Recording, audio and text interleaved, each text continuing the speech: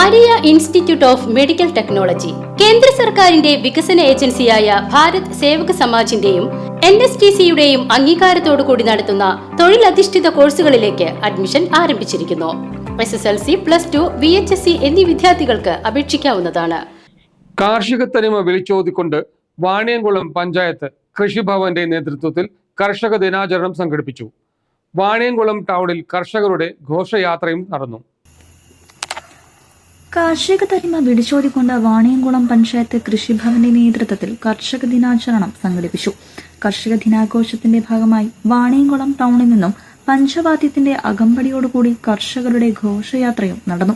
ഘോഷയാത്രയ്ക്ക് ശേഷം വാണിയംകുളം പഞ്ചായത്ത് ഹാളിൽ നടന്ന കർഷക ദിന പരിപാടി P. മമ്മിക്കുട്ടി MLA ഭദ്രദീപം കൊളത്തി ഉദ്ഘാടനം ചെയ്തു. Panchayat president K. ഗംഗാധരൻ അധ്യക്ഷനായി. മികച്ച കർഷകരെ ചടങ്ങിൽ ആദരിച്ചു. പഞ്ചായത്ത് അംഗങ്ങളായ V. Sindhu, VP Prakashan, Sujith P. Raj, EP Ranjith, KS Manjima, കൃഷി officer C. Sai Parvathi, CPI local secretary TP Bhaskaran, Congress ജില്ലാ president T. Sunil, assistant secretary PT Suresh, കൃഷി അസിസ്റ്റന്റ് R. രാജേഷ് എന്നിവർ സംസാരിച്ചു. News desk CCV.